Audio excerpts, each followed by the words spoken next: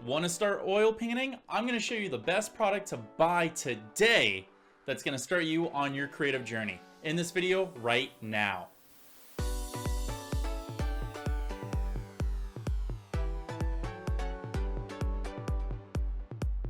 Hey guys, Wild for Games coming at you from my creative control playlist where I try to bring you the best tips, tricks, tutorials, and helpful product reviews just like this video right here. If this is your first time here, consider subscribing.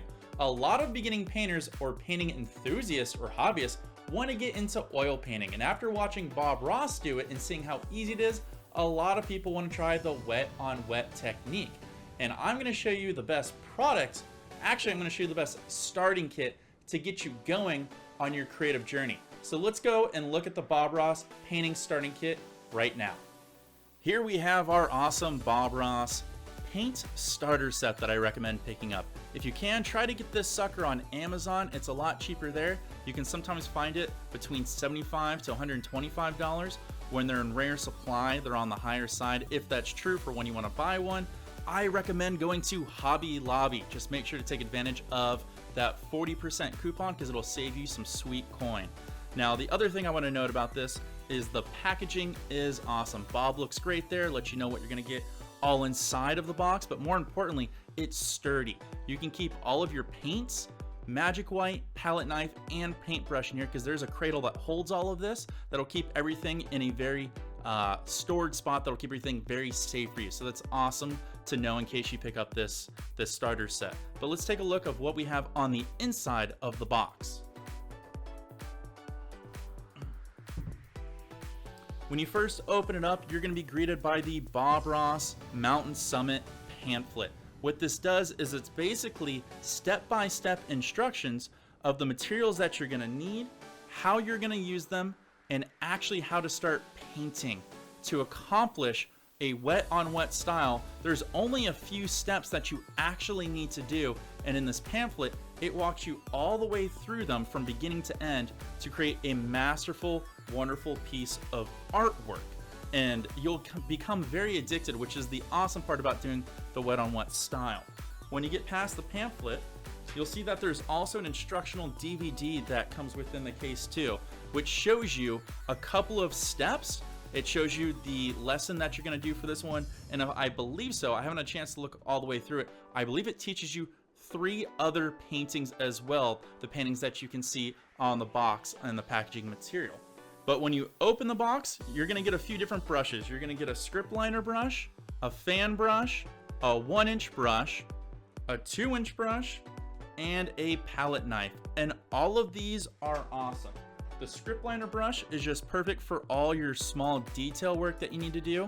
For example, some fine branches or stems of trees kicking out in the far distance of the background, or maybe you want to put some water veins coming down a river or adding little accents on top of rocks. This script liner brush is just perfect and gets all the details done that you'll need. This comes with a number 9 fan brush, which, to be honest, is a very big and strong and powerful fan brush. This covers a lot of space. If you have the funds and you're really serious about getting into the wet on wet style, I would actually recommend picking up a number 6 fan brush. The end's going to be a lot more narrow, and it's a lot more easy to control when you're doing things like trees or clouds. But this is still a great brush, and I use it all the time. Next we have our number 1-inch brush. These are natural bristle brushes. They all come to a nice even pointed edge that they have down here that you can wiggle your paint through so that we get nice chiseled edges for whenever you're applying them to your canvas. And they are just beautiful. They're soft but still firm, and they're very easy to clean as long as you drag them through the paint cleaner and you beat all of the extra pigment out. Now, there's no difference between the 1-inch brush and the 2-inch brush other than the fact that it's bigger.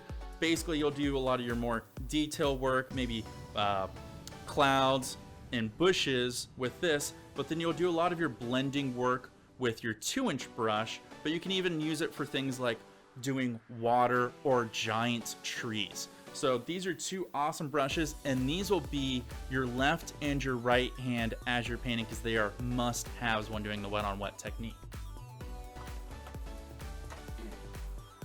Last but not least, we have our palette knife, and this is an OG palette knife. This is a big boy palette knife, which can be very intimidating to use for a beginning painter, because if you've seen in my videos from before about paint breaks, if you want to take a look, you can look in the card that I'll put over here for you in the top right corner.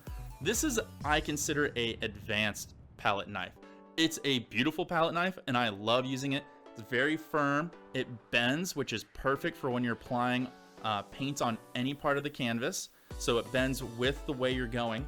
It's got a nice thick handle, so it's very strong and it feels comfortable in your hand, so when you hold it you don't feel fatigued, and it's very well balanced, so this way it doesn't feel like you have to put a lot of pressure onto the knife, which then will have to touch the canvas, so it feels like you won't be basically pushing butter onto toast as you smear it across. It's an awesome knife. But if you're starting out, I'd probably recommend picking up an artist loft knife, and you can pick up the smaller detail knife, so that way you can use this knife for big parts of your canvas and the small detail knife for the finer work that you need to do. Now you're probably wondering, why is there a gap here? Well, this looks like this would be a slot for a filbert brush, and at some point there probably was, or they probably used the same egg crate for different types of packages. They do a rural America in this, and they also do a wildlife. So apparently for the master set, it does not come with that. I really wish it did, because a filbert brush is a great brush to have. So I would recommend picking that up as well. They're only a couple bucks at your local craft store or on Amazon. I'll put a link in the description below if you want to see the one that I use that I like to do. Next we have our magic white, which is right here down in center. Now don't be worried if this looks all separated, because this has been sitting on a shelf. Most likely the one you pick up will be sitting on a shelf. All it is all the oils had a chance to come to the top, while the rest of the pigment has basically settled to the bottom. All you need to do is just give it a good old shake for a moment, and it'll be right as rain. You can put this down on a paper plate and apply this to your canvas, and you've got a nice wet canvas to start rolling with to start your wet on wet technique painting. The next thing that we have are our colors. We've got our sap green, our cad yellow, our bright red, our alizarin crimson. We've got our phthalo blue, our Van Dyke brown, midnight black, and titanium white there on the end. These are awesome colors, and they all work well. They come out nice and firm from the tube. The nice thing about these paints, whereas compared to like basic paints that you pick up at your local craft store, is these are formulated to actually be for wet on wet style. And what that means is generally layers that you're going to paint on top of will be formulated to be a little bit thinner than the next layer that's going to come before it. So that way when you start with your base layer, let's say for a bush, sap green is going to be a little more firm than perhaps the cad yellow that you'll put on top of it. So this way they're actually easier to use when you start painting in the Bob Ross wet on wet technique. And just a quick note, when I see a lot of beginning painters use these type of paints, you only need a little bit. Please start out with just dime size shapes on your palette or your mixing table, whatever you're using to paint with, because oil paint will go far. You can always add more paint, but these do cost a lot of money in my opinion, so get your use out of them. I've seen people only get like 3 paintings out of this. You could literally get probably 6 to 12 paintings out of all of these tubes here. Maybe not the magic white, or maybe not the white, because you will use white a lot, but the rest of these will last you a long time. Now I know what you're thinking. Awesome product review, Ryan. I want to see more. But how do the colors look compared to other paints out there on the market?